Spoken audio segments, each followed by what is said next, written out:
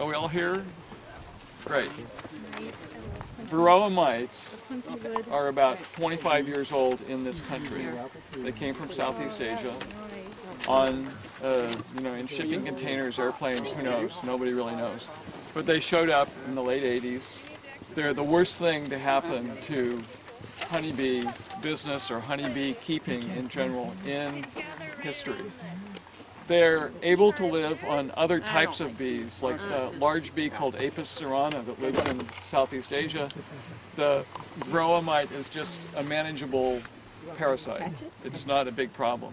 But honeybees, which are largely from Europe and the Mediterranean area, and not even native to North America or to this hemisphere, had no natural defenses against varroa mite. And if beekeepers and researchers had not been very proactive and done something, even though they didn't really have a good handle on what to do, they did something. And if they hadn't done that, we would not have honeybees. They would be virtually extinct in this area. So you have to do something about it.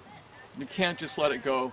There's really, there are lots of efforts to breed a bee with varroa-sensitive hygiene, which means that the bees groom the mites off of them when they sense that they're there, and other different methods of getting rid of the mites. But there really hasn't been a magic bullet bee invented yet, because when you breed for one characteristic, for instance, getting rid of mites, chewing them off or grooming them off, you lose other characteristics like honey production or pollination skills or reproductive vitality, stuff like that. So we don't have, there are certain kinds of bees that are a little bit better dealing with varroa mites, but there's no bee out there that can deal with the problem completely. You have to do it.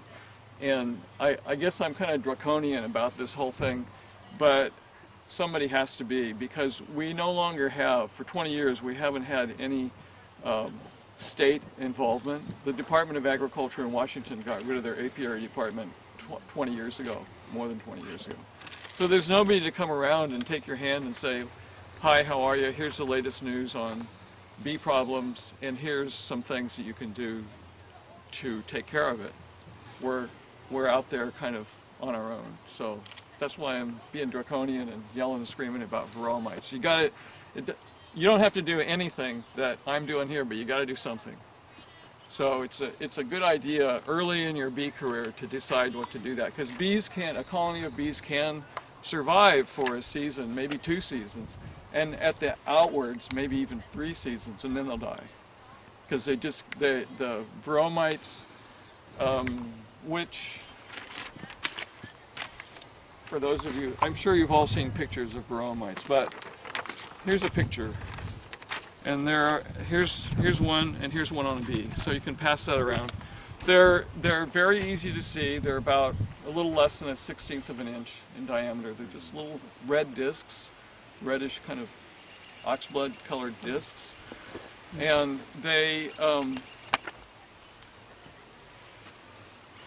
breed in the cells of honeycomb, bee comb. Inside, when the cells are capped over, they'll, just before the cell is capped over, and they especially like to breed in drone cells. These larger cells here are for drones, and the smaller ones are for workers.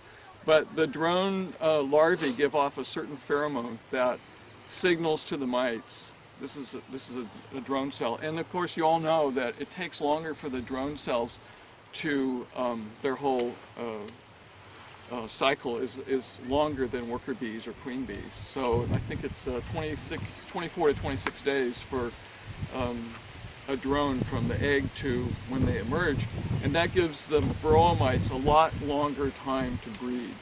Because what happens is the queen, or the mother varroa mite goes into the cell just before it's capped over. The bees cap it over. The mother drone cell lives off the larva, sucking hemolymph, which is bee blood, from the larva, and lays eggs, and they hatch. The mother breeds with the sons, And the longer she has to do that, the more mites you get, and the better chance that those mites have to survive and expand their numbers. And I think that Jody, in the emailing that she sent you, there's a life cycle chart for varroa mites, which is good to have, good to know, because it will help you in timing your treatments or however you deal with mites. So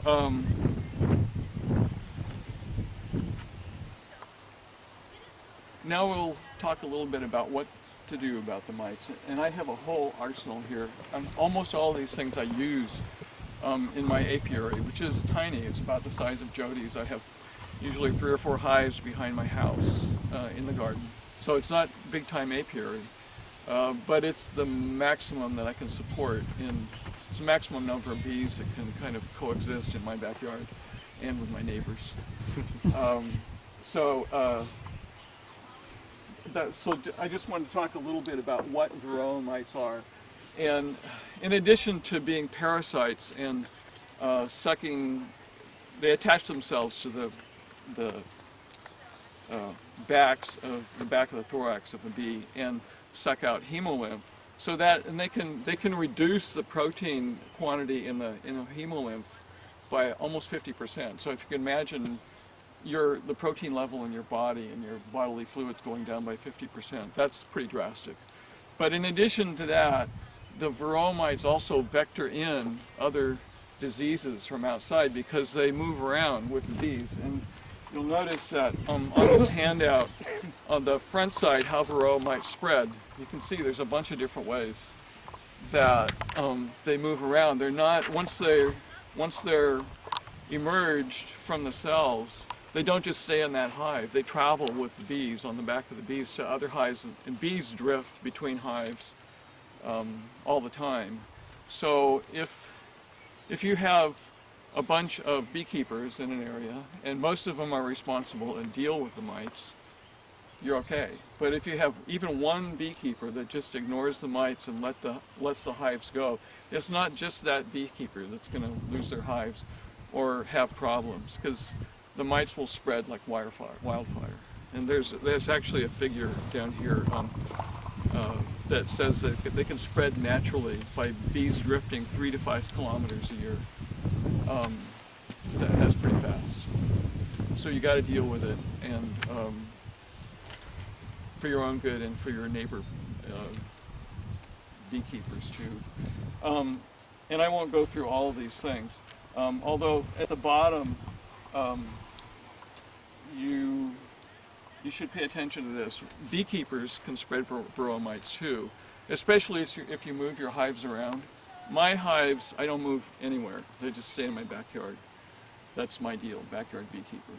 But if you move your hives to a better site for forage, like up into the hills for fireweed, or to a blueberry area, or some farmstead where they need pollination services, you're also moving varroa mites with your hive.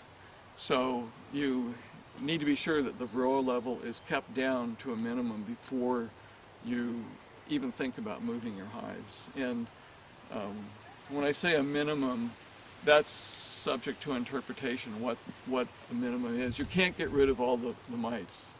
It just isn't going to happen. There's no way you can get rid of the mites that are on the surface of the bees and inside the cells. There's always going to be a few. And if you, by some miracle, manage to get rid of all of them, some bee is going to drift from another nearby hive and reintroduce the varroa mites in a very short time. And so let's talk about ways to deal with them. On the back of this sheet is a time chart. Do you have one of those sheets? Yeah, sure. Thank you, sir. And it basically shows on the, yeah. And then I'll stop it. That's all right. On the left side here, it lists the treatments and then a timeline going across when those treatments are best used in your hives. And this was printed off from an English website, so some of the terms might be a little bit different. So if you have questions, just ask later.